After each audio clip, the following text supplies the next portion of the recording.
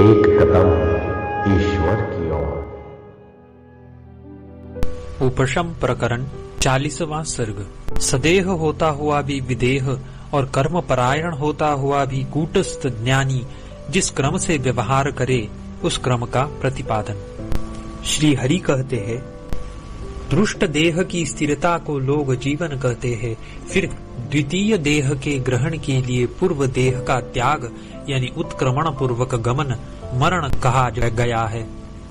हे महामते, इन दोनों यानी स्थिरता और प्राणोत्क्रमण पक्षों से तुम मुक्त हो, अतएव यहाँ तुम्हारा क्या मरना है अथवा क्या जीवन है, क्योंकि अशरीरम शरीरेषु न तस्य प्राणा उत्क्रामन्त्रैव समवनीयन्ते, ऐसी श्रुति है।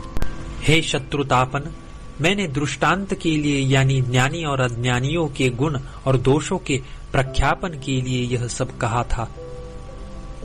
हे सर्वज्ञ, न तो तुम कभी जीवित हो और न कभी मरते हो। जैसे आकाश में स्थित भी वायु संग रहित होने के कारण आकाश शून्य होता है, ऐसे ही देह दृष्टि शून्य तुम भी देह में स्थित होते हुए भी देह रहित होने के कारण अदेह हो। हे सुव्रत, देह में शीत उष्ण आदि स्पर्श के वेदन का निमित्त होने से और अन्यत्र उसके अदर्शन से देह में ही तुम हो। यदि कहो कि स्पर्श के संवेदन में असंग आत्मा कैसे कारण है, तो इस पर दृष्टांत सुनो। जैसे वृक्ष के बढ़ने में कारण है, वैसे ही असंग आत्मा स्पर्श के संवेदन में कारण है। तुम्हें तत्वज्ञान हो चुका है, अतएव तुम प्रबुद्ध हो गए हो। बोध होने पर सर्वद्वैत से रहित पुरुषों का शरीर यहाँ कहाँ रहता है? स्वप्न की निवृत्ति होने पर स्वप्न शरीर नहीं रहता। यह एक परिच्छिन्न देह रूप यद्यपि असंभाव्य है तथा अज्ञानियों में ही स्थित प्रकाशक होने के कारण तुम्हारी सब वस्तुओं में स्थिति तुल्य है। इसीलिए एकमात्र परमात्मा में बुद्धि वृत्ति वाले प्रकाश स्वरूप तुम सब कुछ हो, अज्ञानी के समान देह मात्र नहीं हो। कौन वस्तु तुम्हारी देह होगी जिसका कि तुम अहम बुद्धि से ग्रहण करो, और अदेह भी कौन होगा जिसका कि तुम अनहम बुद्धि से त्याग करो।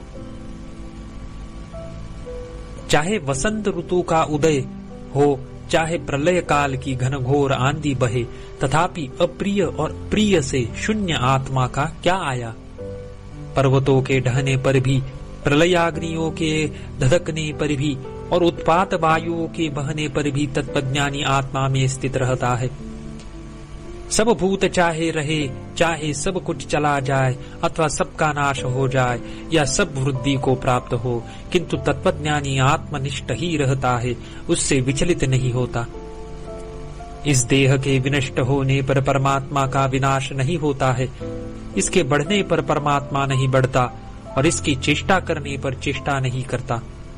देह के संबंधी में अहम इस प्रकार तादात्म्याध्यास रूप देही हूँ, तद संसर्ग अध्यास रूप चित्त भ्रम के नष्ट होने पर मैं त्याग करता हूँ अथवा त्याग नहीं करता, इस प्रकार की निरर्थक कल्पना कैसे उद्यत हो सकती है? हे तात, इस कार्य को करके मैं इस कार्य को करता हूँ, इसका त्याग कर इसका त्याग करता हूँ। तत्वज्ञानियों के इस प्रकार के संकल्प सर्वथा नाश को प्राप्त हो जाते हैं।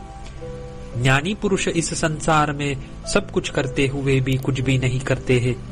कर्म के कभी भी न करने पर वे सदा अकर्ता रूप से स्थित रहते हैं। जब वे कर्ता नहीं हैं, तब अभोक्तृत्व सहज ही उनमें प्राप्त हो गया।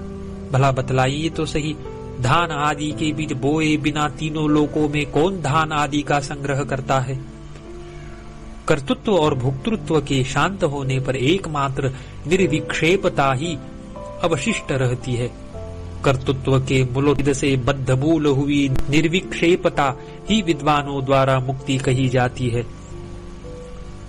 ज्ञानवान चैतन्य स्वरूप परमात्मा स्वरूप के आविर्भाव से सब कुछ का तिरस्कार करके स्थित हुए शुद्धात्मा पुरुष पहले प्राप्त न हुए किस ऐहिक फल को ग्रहण करे या पहले से गृहीत किस फल का त्याग करे? ग्राह्य, ग्राहक और तत्संबंध रूप अज्ञानावस्था में यथार्थ रूप से प्रतीत किया और कारक के संबंध से बने हुए अवान्तर वाक्यार्थ रूप अवयवी क्रम वाले महावाक्यार्थ के अवयवों से यानी अंग प्रधान क्रिया कलाप रूप विकारों से रहित कूटस्थ आत्मा किसका ग्रहण करे और किसका त्याग करे। ऐहिक और पारलौकिक इष्ट और अनिष्टों के साधनों के त्याग और उपादान के निमित्त ग्राह्य ग्राह्य संबंध के नष्ट होने पर रागादि विक्षेपों की शांति उत्पन्न होती है। वही रागादि के मूलोच्छेद स्थिरता को प्राप्त होकर मोक्ष नाम से पुकारी जाती है। उक्त निर्विक्षेपता रूप शांति में सदा स्थित हुए तुम्हारे जैसे शांत पुरुष गाढ़ निद्रा में सोए हुए पुरुष के अवयवों की चेष्टाओं के तुल्य व्यवहार करते हैं। परब्रह्म के ज्ञान से वासना रहित हुए तुम इस जगत में आत्मनिष्ठ बुद्धि से अर्ध सुषुप्त के समान इस राज्य पालन आदि व्यवस्था को देखो। जिनका चित्त स्वात्मा में ही संलग्न है, ऐसे ज्ञानी पुरुष रमणीय अनात्म पदार्थों में सुख का अनुभव नहीं करते और केवल स्वात्मा में ही जिन्हें रसायन के समान मधुर सुख का आस्वाद होता है, वे आत्मा का स्पर्श न करने वाले दुखों के उपस्थित होने पर उद्विग्न नहीं होते।